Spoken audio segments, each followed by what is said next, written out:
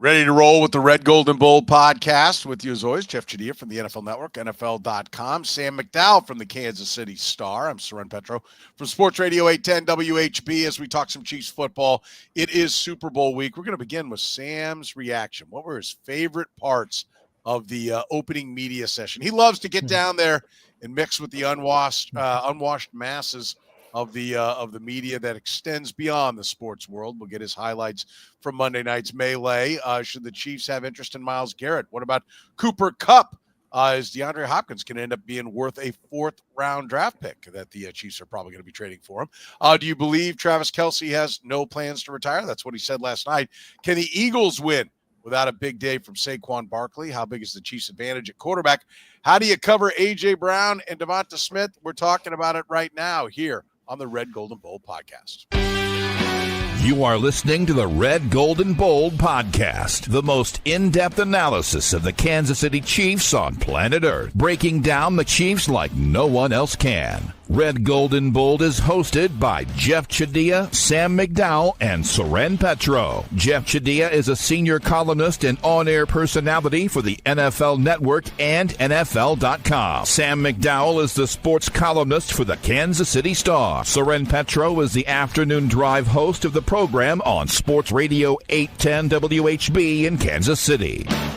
The Red, Gold, and Bold podcast is proudly brought to you by David Starnes Allstate Insurance, covering all the important things in your world: home, business, life, and even the fun stuff as well. Motorcycle, boat, ATV, you name it. Get with Dave and he'll have you covered.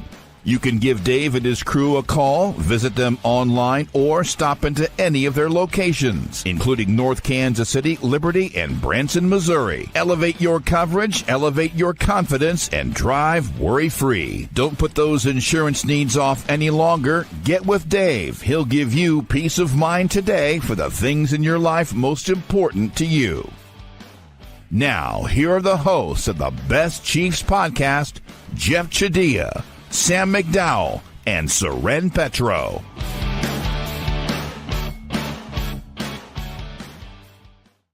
Thank you very much, Curtis. We do appreciate it. Back at it here on the Red, Gold, and Bold podcast. Sam McDowell coming to us live from New Orleans, Louisiana. Jeff Chadiha headed there tomorrow. I'm the lucky one. I'm not going. I'm thrilled. I'm excited. Although I do love me some New Orleans, and it is. I hope everyone, Chiefs fans, are getting a chance to go down there and check it out because it's a great city for the Super Bowl. Everything's close. I am a big fan of New Orleans. It wasn't maybe in my younger days, which is, I guess, I'm kind of backwards. Most people love it when they're younger days, and then when they get older, they're like, okay, I'm too old for this crap. Maybe it's because I got old and now I can say no to this crap, where other people get old and can't. But I do love the city of New Orleans, but just a lot that goes into it. Sam, we got to start with you. You were down there. I'm sure a lot of Chiefs fans were watching the big media session to open things up. Come on. What was your favorite part? What was your big takeaway? Well, first of all, I'll point out that I brought my background with me all the way from Kansas City to New Orleans. My favorite part of opening night is I think that there are 53 people who should have a much better appreciation for us regular journalists after that night. I always joke they should start the year with media night so that we seem like legitimate journalists for the next 17 weeks rather than only this 1 week of this appreciation. I mean, look, Patrick Mahomes gets asked like what his favorite ref is. Trey Smith gets asked if he's playing in Chicago next year. Like it's referred to as a circus commonly, but actually my absolute favorite part of the night was getting a text from Jeff Chadiha bragging to me that he was not there. That's right. Knowing you were dying a slow death. I mean, I was watching it. I was watching, and we talked about it on the radio. In fact, who is it who popped up here? Said, here we go. Nick. My biggest takeaway was more Ocho Cinco, right, Sam? Because that's the part that always drives me crazy. I said it today on the radio, is the handful of ex-players that suddenly are going to be in the media. And they're usually the ones that, didn't have any time for the media that suddenly now want to become part of the media, who jump up on the podiums and interrupt the questions or interrupt even the answers of the people and are got to bro hug everybody. And, I really thought when Ocho Cinco jumped up on Mahomes' platform, Mahomes looked at him, and I was like, I'm not sure Patrick Mahomes knows who this is. Right? Because he had sunglasses on. Yeah. And Ocho Cinco, like, no offense, it wasn't yesterday that he was playing. How long has it been since Ocho Cinco's been out? Oh, 7, 8 years probably. At least. Before Like, Mahomes got in, probably. Yeah, I think before Mahomes got in, I think there was probably like, who's this dude? Right? This isn't a guy. And the skinny whole, black guy. Right? And the whole like, oh, hey, man, like we're best buds. Like, I'm pretty sure he'd never seen the man in his life. Like real quick, Ocho Cinco, like every other athlete, is going to find out like your lifespan, your shelf life ends real quick when you take the jersey off. Right? It ends real quick when you take the jersey off. So, anything goofy? What was the goofiest question, Sam? Well, I think the one to Trey Smith is the goofiest. I mean, asking him like what he thinks about playing for Chicago next year. You know, I realize that his future is a significant deal, but he's playing in kind of an important game here in 5 days. I think his focus is probably on the Super Bowl and the Eagles, not on the Chicago Bears this week. Yeah. By the way, I'll point out, Kurt says 2013. He's been out. Ocho Cinco's been out. Oh, it's been that long. 11 seasons then, huh?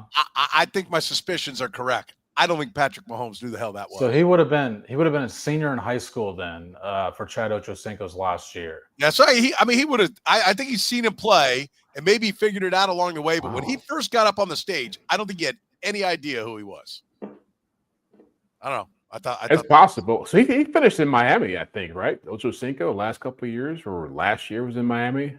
Yeah, I'm trying to think when he was still relevant. New England too, right? Yeah, he stopped. He was in New England for a second. Yeah, you're right. But I mean, that's just I don't know. That's wild. And He Trey finished Smith, 14. Wow. He finished in New England in 2011. 2011. So he maybe didn't Yeah. officially retire till 13, but 2011. Jeez. Dude. He didn't play that long then.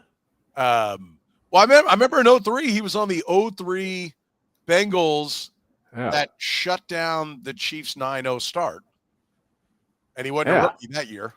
He might have come in 02. He wasn't around more than He was around 7, 8 years. That. He wasn't a rookie in 03 or I think he came in 02 or something like that. I remember going to a training camp and they were like, this guy's going to be a big deal. But like, I thought he played a lot longer than that. That's crazy. Yeah. Well, we'll see. We'll see where it goes. I do think the Trey Smith thing. Go ahead. Patrick Mahomes was a safety in 2011, if I recall. Right. He was playing defensive back in 2011. There you go. Tells you all you need to know. All right. Trey Smith, a lot of people think the Bears are targeting Trey Smith. Sure. Yeah. Let's let him, finish out his time with the Chiefs. I mean, I'm sure the Bears they need offensive line, so maybe it's a possibility. Look, if you're 6-10, ask the question. Right. You're playing for the Super Bowl on Sunday. I don't know that it's he's still playing for one team. He's not going to answer. I don't know that if you're 6-10, you answer that question. I don't see where you're going to get any kind of answer that you think you're going to get in that situation. Yeah. So I don't know. I digress. Let's talk about some guys that at least want to be one that wants to be on the move, one that doesn't. Myles Garrett pens a letter saying, "Hey, I'm out. Peace, Cleveland. I want to win a championship, and it ain't happening here." About as nice a letter as you could say. This place sucks. He did as nice a job as you could. Jeff, what do you think? Is that cap wise, the Chiefs don't have a lot of room, but this is a difference maker. How hard do you push to go get Myles Garrett, if at all, if you're the Kansas City Chiefs? 30 years old. He'll be 30 at the end of next year, I believe. It's not just cap space; it's draft picks. I mean, I don't think he's gonna get traded. It's probably gonna be an ugly standoff in training camp. But the Cleveland Browns, I can't imagine Andrew Berry, their general manager, who's already whiffed with Deshaun Watson, is willing to say, "I'm going to be the guy who trades my best player out of town." Now you could argue that it gives them a chance to get into a rebuilding situation, but again, that probably doesn't help Andrew Berry as far as his job security is concerned. But as far as the Chiefs go, they can't play in that space, and it would be pretty surprising if they try. Yeah, they're going to be interested like everybody else would, but they don't have the money, and the idea of giving up tons of draft picks to get a guy like that is, there'll be plenty of people who would want to outbid them. So I don't see it happening for the Chiefs. Okay, I don't think it's going to happen for the Chiefs either. A couple things I think that Jeff said there that are interesting. Sam is one. I think anytime a player comes public like this, it's done. Just get the most you can on your way out the door because it's not going to get better. He's a premium player that's always done it right, has always spoke highly of Cleveland. And my assumption is he went to him and said, trade me. And they're like, yeah, whatever. And he said, okay, here we go. The agent said, you got to put pressure on him, make it really nice, but put it out there and say you got to be traded. So I'm sure that there was some stuff that went on before that. But I'm not sure that the price tag is going to be that steep, right? I think especially with Tyreek Hill backing up the bus this year. They got two marvelous years out of Tyreek Hill in Miami, and they gave up a second and a third. And Tyreek Hill was roughly the same age, maybe even actually a year younger, and was premium was a premier player at a premium position. And so the Chiefs got a second and a third. I mean, and now I think people are being like, oh, I don't know that Miami's getting enough return for what they gave up, especially with him wanting to shoot his way out of town. How much does Myles Garrett really cost, and how much could he control the narrative of where he goes, being the player that he is? Well, the Chiefs got a lot more than that, right? I mean, they got a first, a second, and a fourth in one year, and then what is it, a fourth and sixth in the following year? No, there was no first. I don't think there was a first. Yeah, that's how they got George. That's how they got George Karlaftis and Trent McDuffie in the same draft class in 2022. Yeah, and they got five. They definitely got 5 picks. It was a first and second and fourth in 22, which was the next month, and then a year later, they got the fourth and the sixth for him. So they got a major. Did they really get that? Yeah. I mean, I'm trying to think. The second round pick was Sky Moore, right? Yeah, they had 2 second round picks, Brian Cook and Sky Moore. And look, they made some other draft day trades, but it was all to move up. Like they didn't. One of their picks was for Ryan Sims going to the Bears too. Ryan Poles. Or Ryan Poles going to the Bears. You don't get a first or second for that, though. I mean, they got an extra third round pick for that. Okay, they got 10 picks in that draft. Right? They got a first, second. They had 10 picks. They had a first, second, and fourth in 22, and then a fourth and sixth in 23. But what do they have to send back? Did they send something back with him? Just Tyreek Hill, right? Yeah. They got 5 picks. Yeah. Yeah. So I actually, it's funny. I got a story coming out in the Star tomorrow because I wrote about the Tyreek Hill trade in the sense of this 22 draft class, and I think it's relevant for this Myles Garrett conversation. This 22 draft class is undefeated in the playoffs. They've got 9 playoff wins. They have more playoff wins. Like Najee Johnson has more playoff wins than Eli Manning, Drew Brees, Tyreek Hill. Like this draft class has more career playoff wins than Tyreek Hill. And so I don't know why the Chiefs would go back and do the other side of that trade. Because to me, the reason that they're here and consistently competitive is their willingness to move on from a superstar player and totally rebuild their defense. It's the reason that their defense has been a top 5. It's the reason it's been elite last year. And if not elite this year, then I guess just slightly less than elite this year. That's like their foundation is Andy Reid and Patrick Mahomes, but the supporting pillars is their ability to get cheaper labor through the draft. I mean, that draft class has 6 starters from it. It's only got 1 All-Pro, but it's got 6 starters from it. And so I just don't know how you could make that deal, see the benefits of it, and then put yourself interested in having the other end of it. To me, it doesn't make a lot of sense. And I do want to address something Jeff said because I think it's a really important point because I actually think it's what's really, really problematic with teams that are in this situation. I totally agree with him that Andrew Berry's doesn't want to make this deal because he probably is thinking, I don't have a lot of time left. Yeah. That's an ownership issue. Either your GM has time to do the right thing for your franchise, or you need a new GM in place. You need to find somebody who does the right thing for your franchise. Is there any question that trading Myles Garrett is the best move for the Browns? None. To me, it's a no-brainer. Yes. I agree wholeheartly. And I think, especially since I'm being reminded of how much they did get on that Tyreek Hill deal, that it's even more than I thought. It's the absolute key to success. I don't think they'll get as much as the Chiefs got, though, because I think the Tyreek Hill, I think everybody looks at it and goes, the Chiefs got the better end of the deal. Yep. And so that may be part of the holdup and why he gets stuck there is because they try to hold out for something like that. And then, you end up, not getting that kind of offer, and then he's stuck there. So, listen, would I do it? No, I would absolutely not. You're a team that needs to get more young talent. You need more draft picks, not less. And I love the idea of Myles Garrett. If Myles Garrett is coming on the cheap for some reason, right? If you're trying to, he's coming off an injury or something and you can get him on the cheap, but I think you're going to have to pay the full freight. And I think to Jeff's point, somebody will outpay you. Yes, there'll be a Texans or a Bears or somebody. Yeah. Lions, Commanders. Exactly. That's going to think they're just one player away. Or more so, it'll be a team like the Browns, right? A team that's been struggling that thinks this is our last chance. We have to get there now. Or the GM and coach will look at each other and go, we're getting fired. If we don't get over the hump now, we're getting fired, right? Had the Cowboys kept Mike McCarthy around, it'd be a last gas move for the Cowboys, something like that. The Giants. I'm going to tell you, I think it's a move the Giants would make because those guys are fired. I don't know how they're not fired now. They made that move last year. They did it with Brian Burns last year. They made that same move last year. Yeah. I mean, those are the types of people that make those desperate moves are the ones to try to avoid it. So yeah, I don't think it's going to happen. All right, let's go on the cheaper side then. Cooper Kupp. How about Cooper Kupp in making a move for him, Jeff? Should the Chiefs have interest? That would be significantly cheaper. Yeah, I wouldn't touch him either because really, whenever Rashee Rice plays again, you've got an intermediate threat. Like Cooper Kupp really is not a guy. He never had great speed to begin with, but he was savvy enough to be able to get down the field. Like he's lost that element. He's hurt all the time.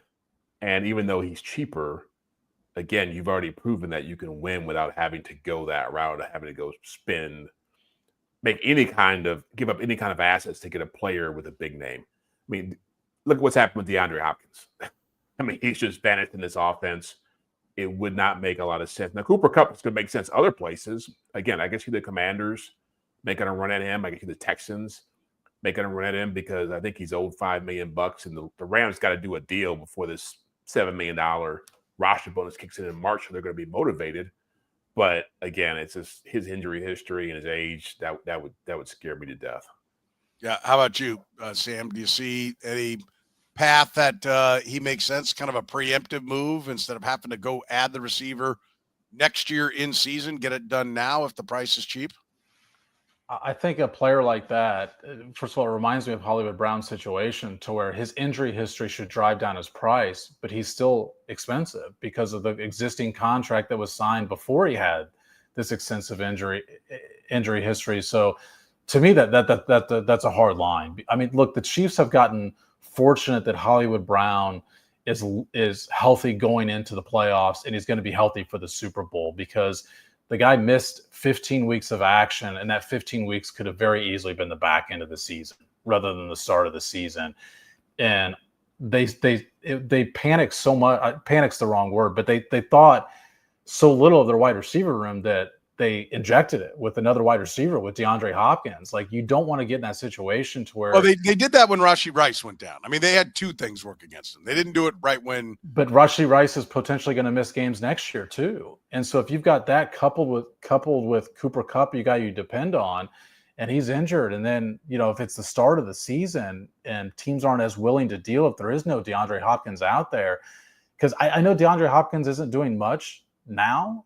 But I don't know if they beat Tampa Bay without DeAndre Hopkins. Like, he did help them win games over the middle of the season. And I don't think there makes a lot of sense to have that sort of additional risk if the price is not right, which his existing contract is not. Like, let's say it's Hollywood Brown that has an extensive injury history.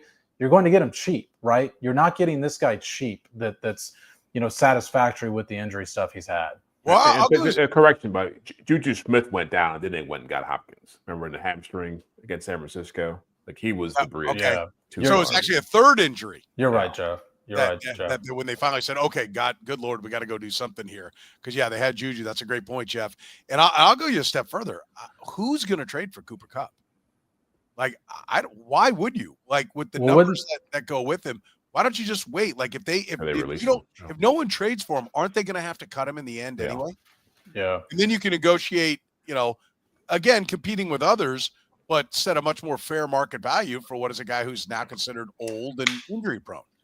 So I'm with you, Sam. I think the DeAndre Hopkins is exactly, and Juju, that's how you do it. You set the plan in place with younger players.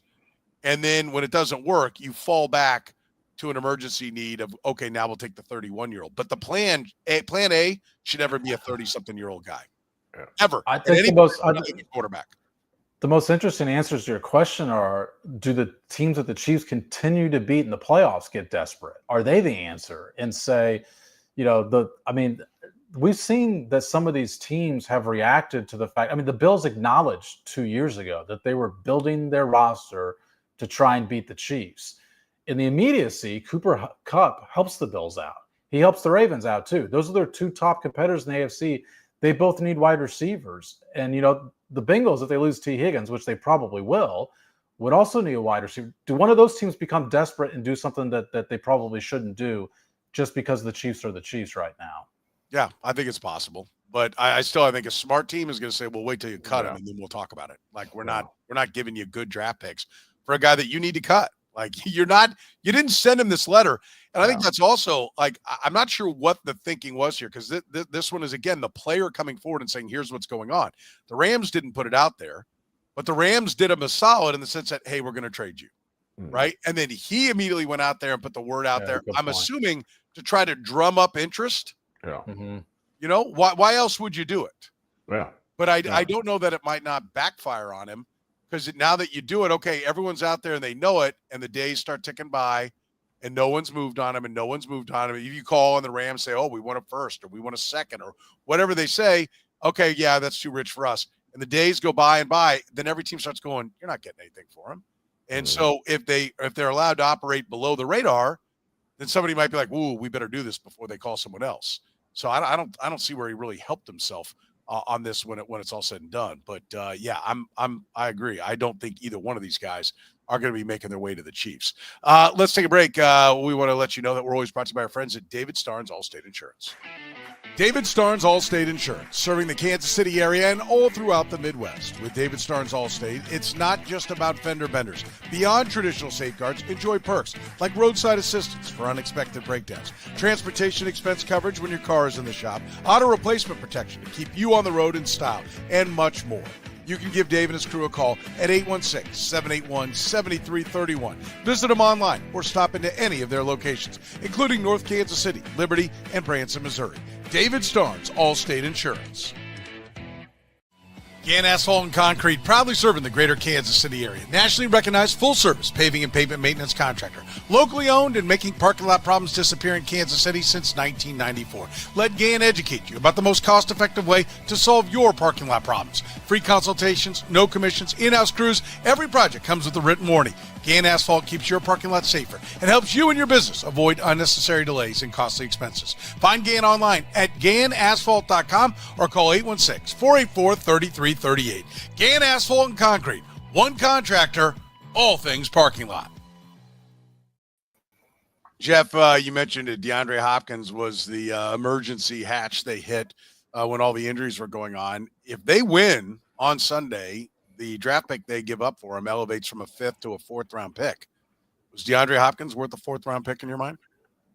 No, but that's the deal you made with the devil when you brought him in. And look, I think they'll gladly give up that 4th round pick to have another Lombardi trophy. So it's, even though it's not a great business move as far as the transaction goes, I understand the thinking at the time and the hope that it could work out. I mean, they were desperate to try to find a way to make it work with their receiver room. And he was the biggest name option out there. But it just goes to show you with what we were saying about Cooper Kupp, like the world has been filled with 30-plus-year-old receivers with injury histories who try to get one last big payday or get people to see the bright side of them. And you get them into the offense and it doesn't really fit the way you'd hoped.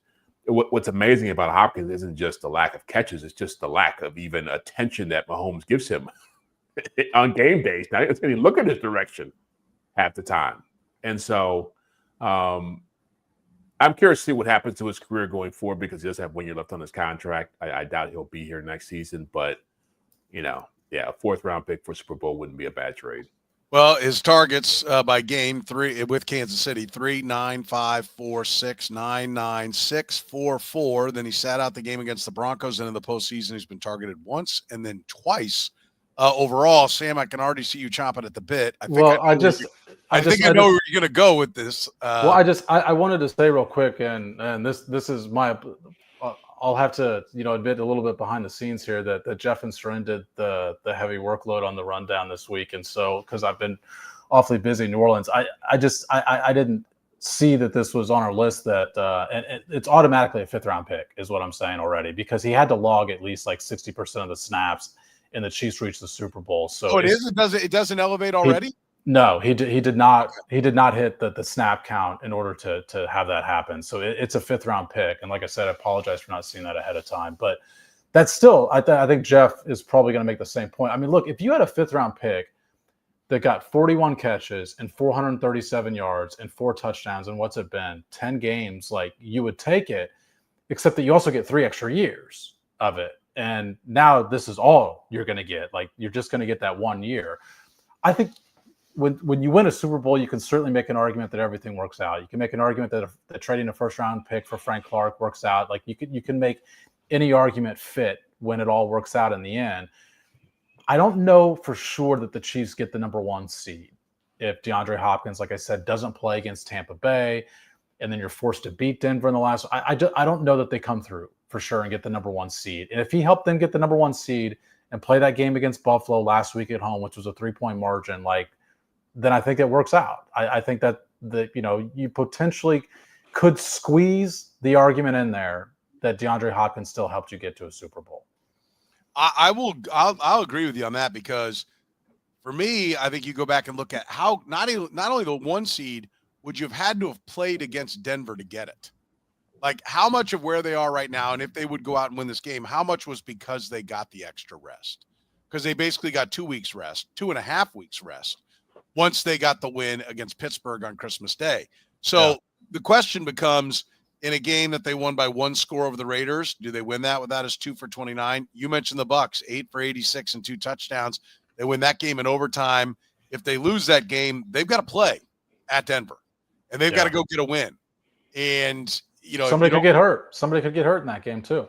If we said to the Chiefs that, okay, look, you've got to, you give us a 5th round pick and we'll guarantee you the bye. Do you think the Chiefs would have done that?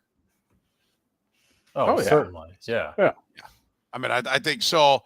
I think from that standpoint, I don't think the Chiefs are going to have any regrets, because I think they did need help. And I think he did calm the waters at that time, I think that's, to me, I think that makes it worth it.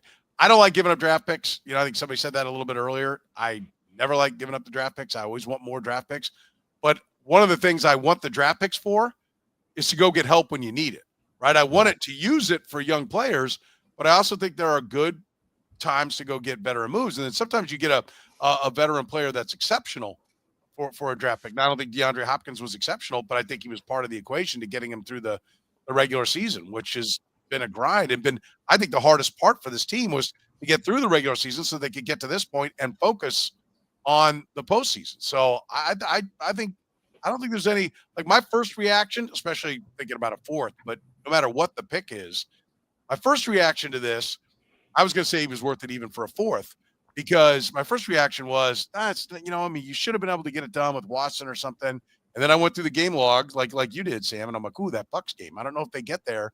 And I think you have to go play against the Broncos. And I don't think that's a game they wanted to play. And I think it was clear that they knew they didn't want to play that based on how they handled the people that were already banged up and were still playing in that stretch of 3 games for 11 days. So I think it was kind of critical and important for them to get it done. Travis Kelce said last night, Jeff, that he's not planning on retiring. Do you believe him?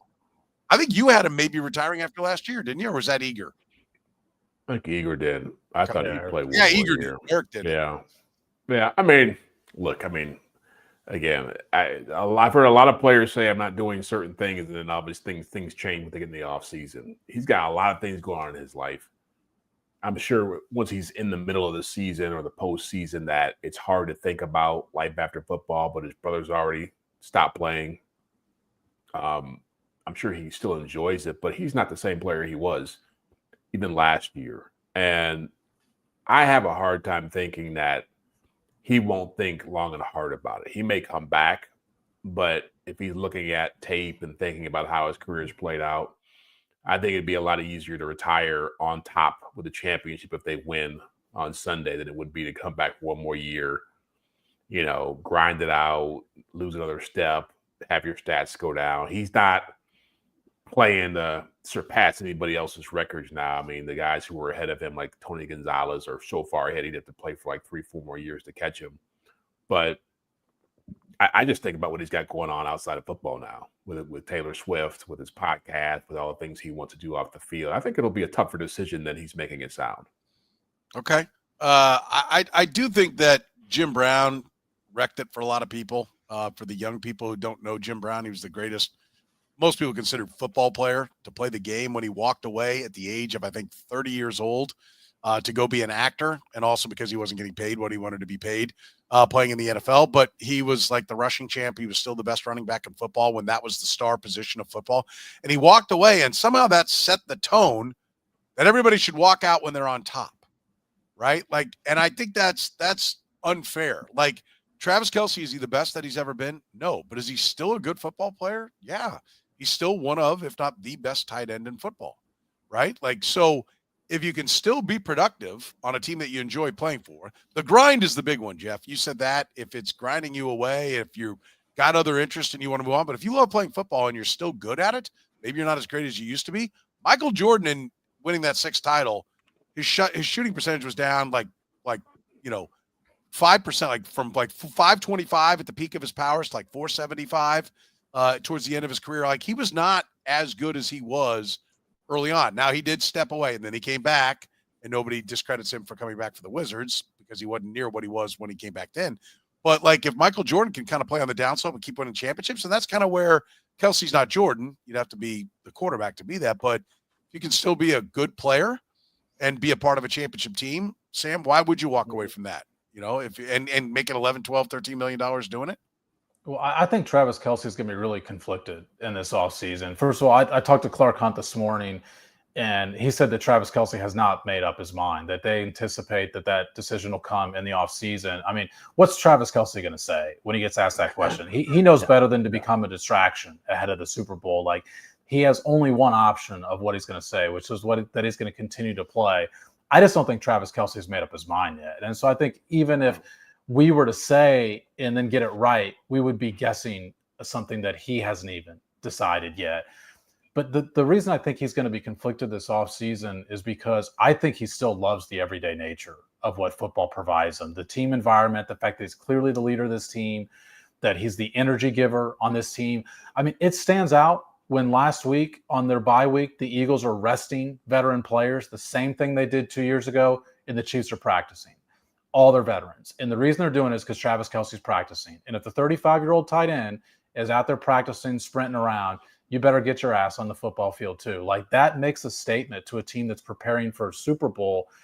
But the reason I say conflicted, because the other side of this is I don't think Travis Kelce is going to be particularly happy that he's not as good as what he once was. And I think that's why people retire on top, is because I think it's hard to handle when you can't do what you once were able to do. And Travis Kelce knows this year he's not able to do what he once was able to do. I totally agree with you, Soren. He's still a very productive football player. I think you'd have to anticipate he'd be a little bit less productive a year from now. I think that's what he would anticipate as well. And the question he's going to be wrestling with in his mind is whether or not he can mentally handle that, whether or not he can mentally handle having 700 yards in a season. I mean, he averaged 8.7 yards per catch this year. Can he handle averaging 7.5 yards per catch a year from now? And that's only a question that he's going to be able to answer, whether it's in February, March, or whenever it might be. Prediction. What do we think? He does or doesn't retire? What do you got, Jeff? Oh, I'd probably guess he'd stick around, but I'm not. I think it's 50-50. And I think his brother's a big factor in this too, because his brother could still be playing. His brother could be playing on the Super Bowl team, and he left.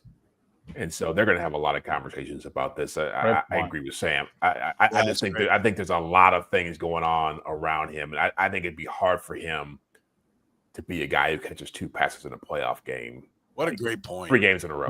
That is a great point. I mean, he's going to have Jason to ask, do you regret not playing this year? Yeah. Is Jason Kelce going to be sitting there doing all the broadcasting stuff this week going, damn it? I mean, I could have done it one more year. I could be playing in the Super Bowl again. I could be getting revenge. I could, and he regrets doing that. What a great point. Yeah. I think that's absolutely fantastic.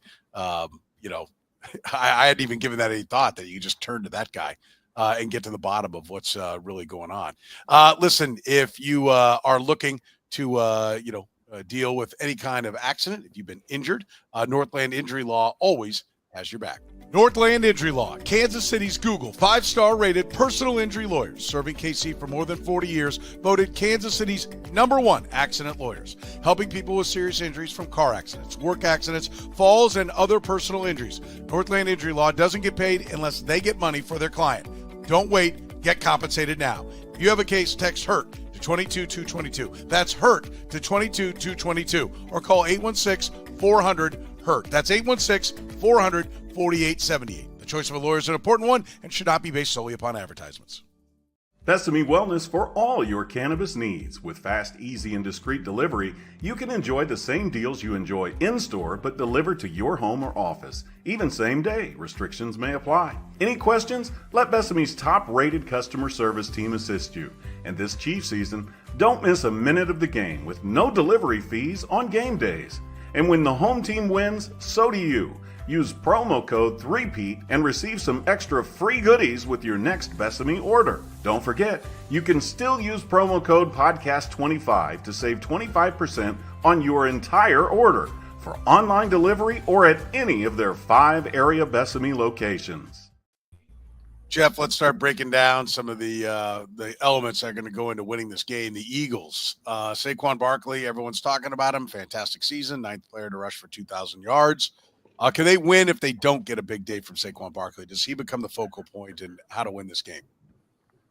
Well, it's how you describe a big day. Like if he goes for 100 yards and it takes him 28 carries to get it, I think that's a rough day for the Eagles. If he gets 150 yards off 17 carries, I think it's a good day for the Eagles. I don't think they're going to keep him from getting 100 yards. The Eagles are very committed to running the football. They've got a really good scheme. I think he's going to have at least one big run in a game like this. I was talking to somebody about this, and it may sound like blasphemy that what Mahomes brings to the Chiefs as far as intangibles, as far as the energy and the spirit and the leadership, he brings that to Philadelphia. Like he's become like a completely different, not complete, he's raised his game to a level where he is one of those guys who can really who's just a force of nature now. And so I don't think he's the only way Philadelphia can win, but I think he'll play a big role in how they win if they end up winning the game, whether that's rushing, receiving, the way he impacts the defense. I think he'll be a big part of it. He is a guy that can really catch the football, although that hasn't been how they've used him this year. But in previous years with the Giants, he's been very good out of the backfield catching the ball. And so I think if you're Steve Spagnuolo, I did hear Andy Reid mention it, when he was asked about it on one of the press conferences. I can't remember which day it was. It might even have been last week on Thursday. He was asked about Saquon Barkley, and he said, "Oh, great runner, all these things." He said, and he can catch the ball too. He can. Any fantasy nerd saw him play when he was, at his peak. When he was healthy with the Giants, he's clearly still at his peak. But when he was healthy with the Giants, knows he can catch the football as well. So I think, Jeff, that's an astute point to talk about the fact that it's not just running the ball. He can make a big impact in another way. Does he have to, and however you want to define it, Sam, have a big day for the Eagles to win? And does he become the focal point for both sides? Yeah, I think so. I mean, so I was going through his game by game. Some of the numbers are just staggering how good Saquon Barkley was this year. First of all, he was only held under 100 yards 5 times this year. The Eagles were 3-2 in those games. They were 10-1 when he does get 100 yards. His third worst yards per carry of the season. Third worst of the season was 4.3. That was his third worst game. His third worst game was better than Isaiah Pacheco or Kareem Hunt average for the whole season. It's remarkable the year that this guy had. He runs well between the tackles. He runs really well outside the tackles. But what stood out to me when I was looking through the Eagles is how good they are at playing with the lead. And that's why I think Saquon Barkley has to have a good day is because that means that the Eagles are playing with the lead. Jeff, I mentioned this stat on the radio to Soren today. When they are leading by 2 possessions, Saquon Barkley averages 7.2 yards per carry. He's by far the best in the league in those situations. Which in some ways you look at that and you go, well, the other team's a beaten bunch, so of course he's having a good flow of it. But in other ways, you're looking at going, they know they're going to run. They know it's coming. They know it's coming. Still piling up the yards. Yes, they know it's coming, and he's still able to. I mean, those are situations where, by the way, they've run the ball in like 72% of the time. So yeah, they're sort of telegraphing that they're going to do it, and he's still able to break through anyway. So I can't figure out a formula that the Eagles win the game without Saquon Barkley being a major player. And in fact, I think, every Super Bowl you say, okay, if they win the game, I'm going to, let's pick the MVP before the game. And you're always going to pick the quarterbacks, right? I don't know how, if you think the Eagles are going to win the game, you're not saying that Saquon Barkley winds up the MVP of the game. And look, it could happen, but I'm just saying that ought to be your pick if you think the Eagles are going to win the game. I think the question becomes, does Saquon Barkley become such a focal point that Jalen Hurts runs for 3 touchdowns again, which is what he did 2 years ago? That's a real possibility. Yeah. And does he take off? I mean, he ran for 600 yards this past year as well. So, I mean, I think there is a scenario where you're so keyed in on him that Jalen Hurts pulls the ball a couple of times and he takes off on what did he have in the last one? A 44-yard run. Yeah. He takes off on one of those. Then he throws a couple of touchdowns as well, just from your MVP standpoint and as a path to victory. I mean, I agree with you. I don't really see the Eagles holding the trophy with Saquon Barkley being, 21 for 66 and 5 catches for 31 yards and no touchdowns. Like, I don't see how the rest of that works, because I think the Chiefs have done a good enough job there that then they can get after the quarterback a little bit more.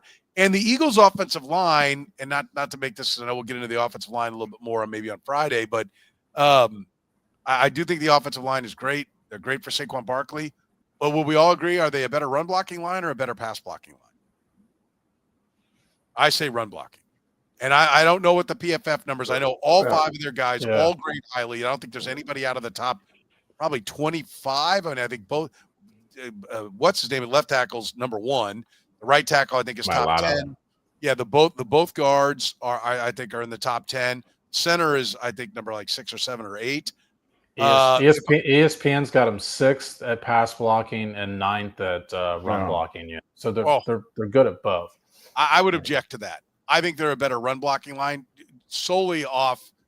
Well, one, just Mekhi Becton, like, is not an agile individual, right? He is a road grader. That's what he is. And it's amazing that they've been able to keep him healthy, because he hadn't been able to do it at all. And he certainly couldn't do it when he was out of tackle. And I think it's because he had to be more explosive when he was out there at tackle. So I do think that I think the Eagles offensive line, I think if you're a Chiefs fan, what you want to do is get him into obvious passing downs.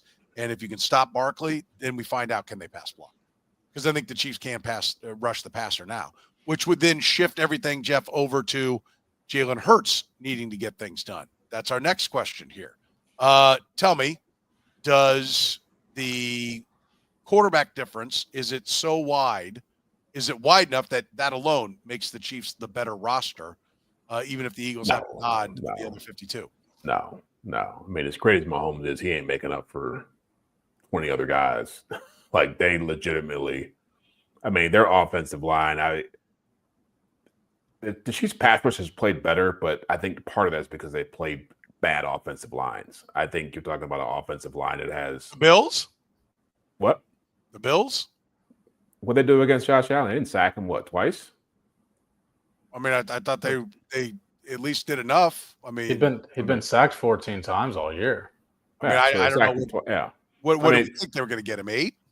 Well, that's what I'm saying. I don't think that they're not going to get 8-9 sacks against the Philadelphia Eagles. I think they're going to have a hard time getting Jalen Hurts, partly because of the scheme. It's really, in their offensive line, was 3 Pro Bowl guys, a second-team All-Pro guy, and then Mekhi Becton, who's 6'7", 360, playing guard. I mean, that's a tall task for any defensive front to deal with. And so, yeah, I think that they do a good job of putting Hurts into situations where he doesn't have to put the ball at risk. which has been a big part of their success. I think I saw some stat that said if they won, there's only been 5 teams in the last 25 years who've had a passing game that averaged less than 200 yards per game in this game. And you have to go, most of those teams were playing before 2005.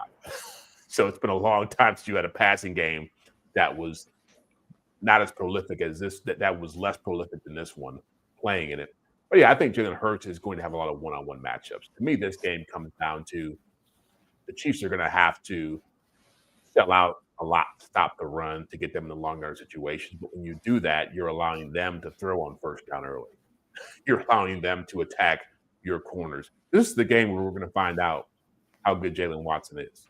This is the game we're going to find out how creative Steve Spagnuolo can be. I think they will be throwing on early downs a lot to stay out of those situations if they feel like they're going to have the run be stuffed. I think it should be pointed out, and listen, being tied for the lead and most times sacked, which Jalen Hurts is in this postseason, 11 times. He did play 3 games to, 2 games, I think it was, for C.J. Stroud, who also had 11.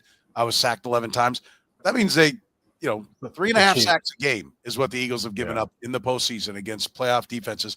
And in the regular season, Jalen Hurts was sacked 38 times in 15 games. Look, the Jalen Hurts leads the NFL in pressure rate. Like he holds the ball a lot. He holds the ball a really long time. Sure.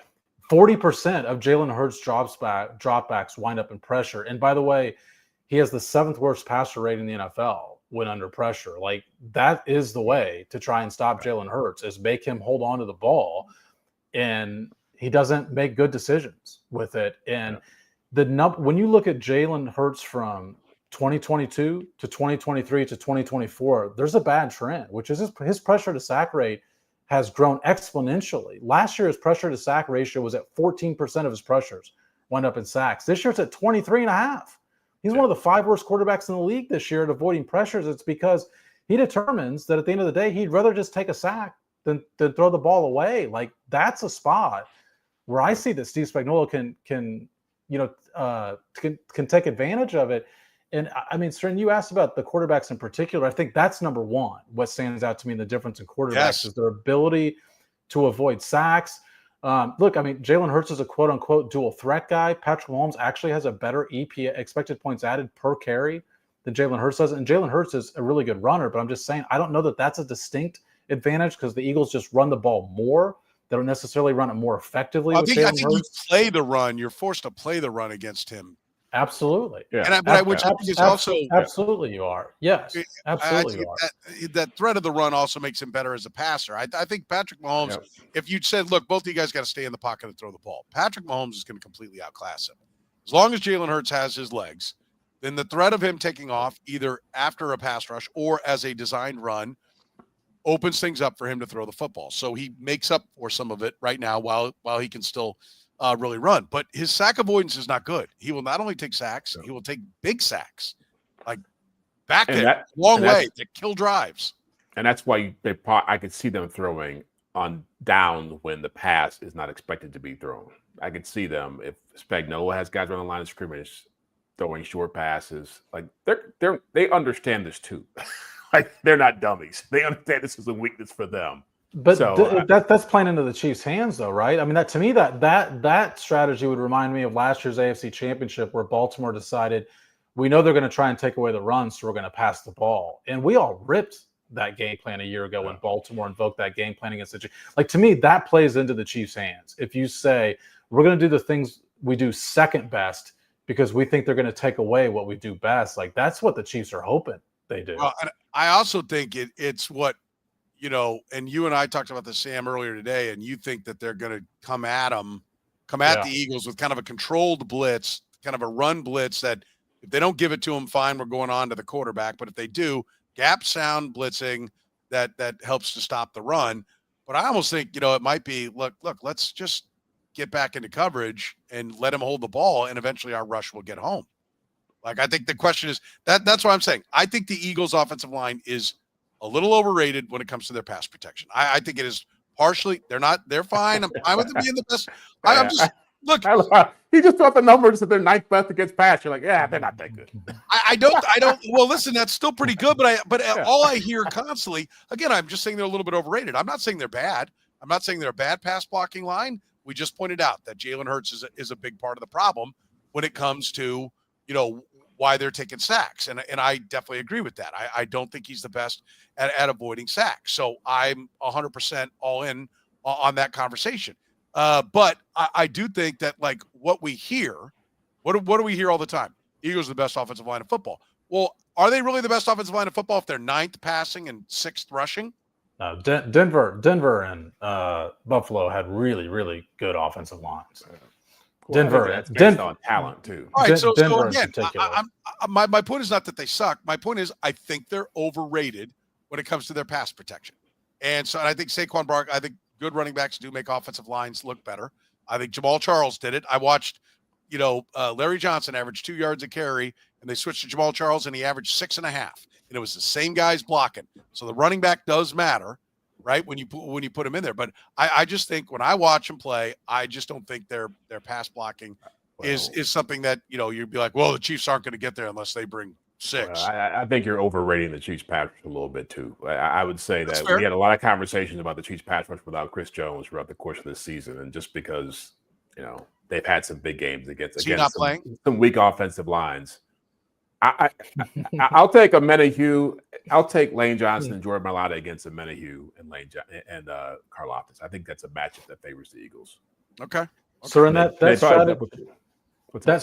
strategy that you mentioned, Soren, about sitting back, the one stat that surprised me when I looked into Saquon Barkley the last couple of weeks is how few stacked boxes he's faced. I would think you would anticipate a guy that's run for 2,000 yards, would see the sort of frequency of stacked boxes that, like, Derrick Henry faces, for example.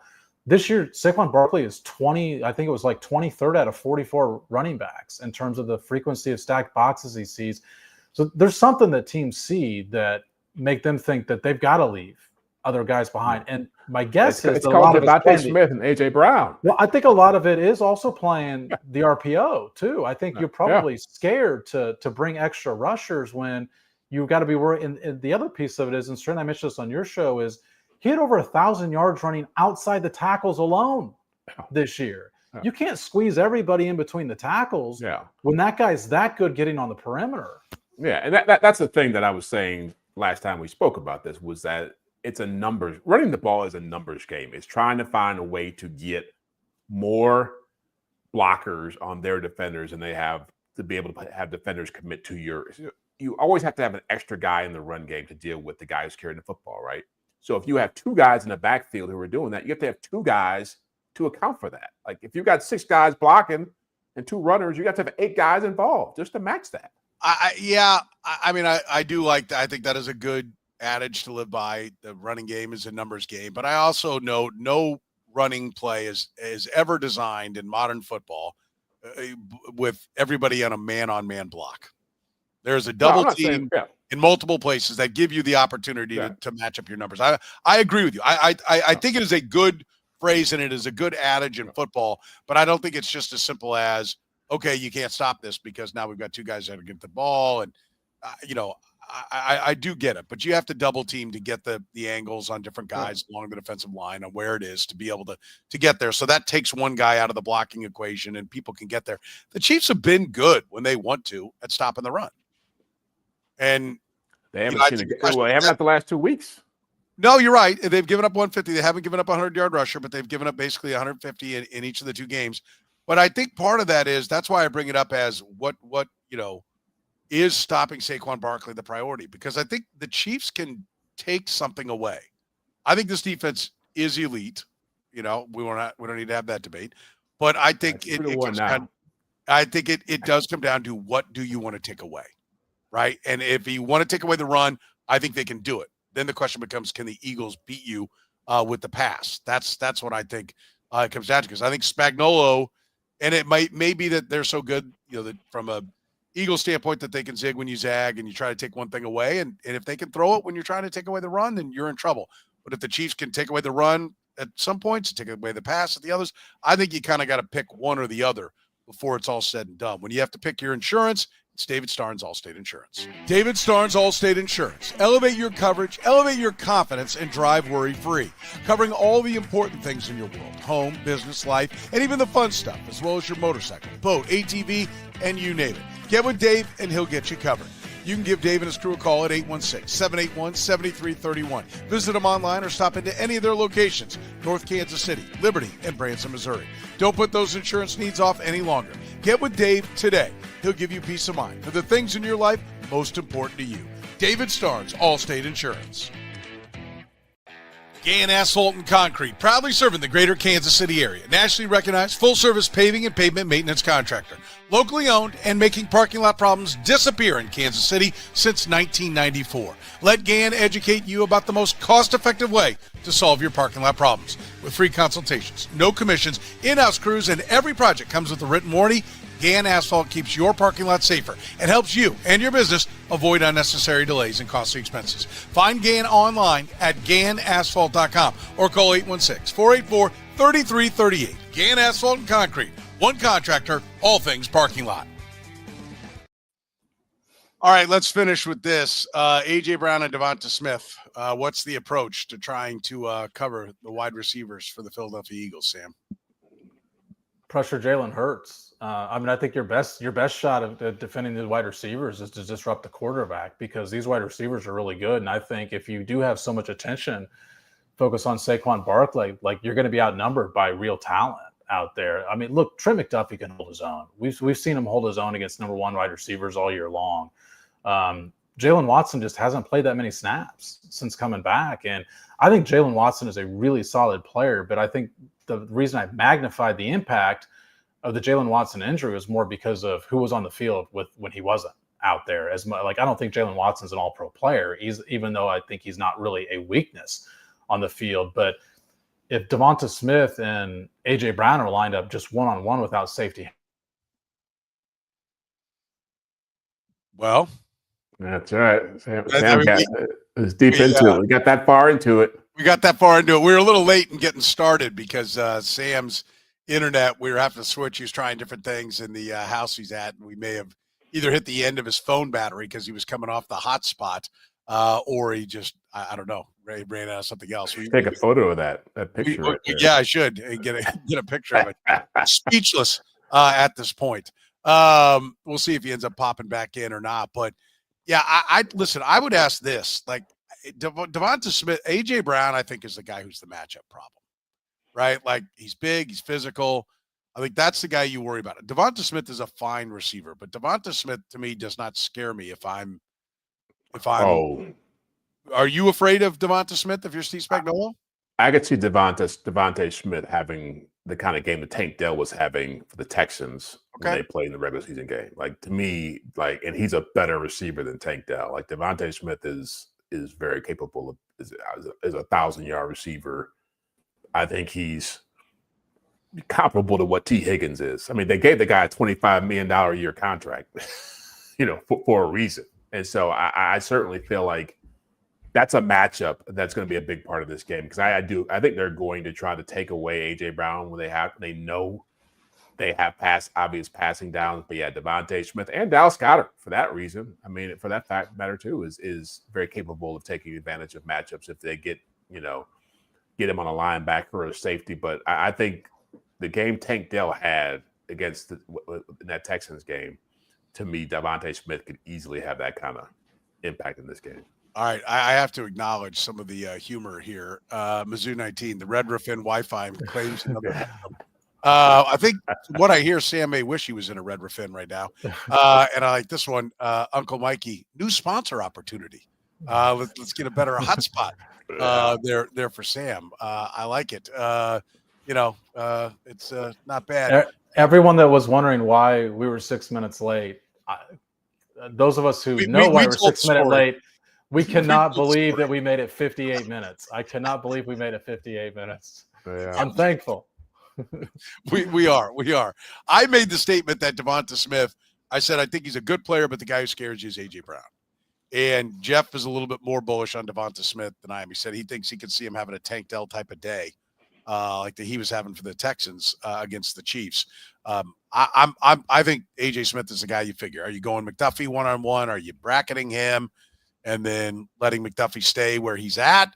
Do you just hold them in their position so you can disguise your blitzes better? I think if you're going to travel, it's McDuffie with AJ Smith, and I think that's a worthwhile endeavor to do that. I think it's probably a good strategy, particularly if you're going to bring the heat. Sam? Yeah, I mean, Devonta Smith all year has been an explosive play wide receiver, and we talked a lot of mid-year, especially late in the year, about the Chiefs' inability to stop explosive plays. I mean, the Raiders had 8 explosive passes against them on Black Friday, and that rate didn't slow down late in the season until they played the Steelers. So I absolutely think that they should be concerned about their safeties have not helped out a lot in that situation. Justin Reed, I think, has had a very under the radar great season, very solid season, but his strength is not covering the back end, and neither is Brian Cooks. So I think that the Eagles will absolutely be at least attempting some big shots in the game. By the way, did I say AJ Smith and not AJ Brown? You did say AJ. You did. It was even worse. Chargers GM. Chargers GM. Yeah, you know. I was thinking you probably were hoping your internet went out right as you got through AJ. Yeah, you like that? Right. Nice. All right. We'll see how they end up doing it. Steve Spagnuolo will have some tricks under his up his sleeve, no doubt. That's going to do it for us here on the Red, Gold, and Bold. Remember, you can always help support the podcast by supporting our great sponsors like David Starnes, Allstate Insurance. Give them a call at 816-781-7331. Gain Asphalt and Concrete. One contractor, all things parking lot. Find them online at ganasphalt.com. Our friends at Best of Me Wellness. Use the promo code podcast25 to save 25% on your entire order. And, of course, our friends at Northland Injury Law. Kansas City's Google 5-star rated personal injury lawyers serving KC for more than 40 years. If you have been hurt and have a case, text HURT to 22222. That's HURT to 22222. For Jeff Chadiha from the NFL Network, Sam McDowell from the Kansas City Star, I'm Soren Petro saying thank you very much for joining us here on the Red, Gold, and Bold podcast.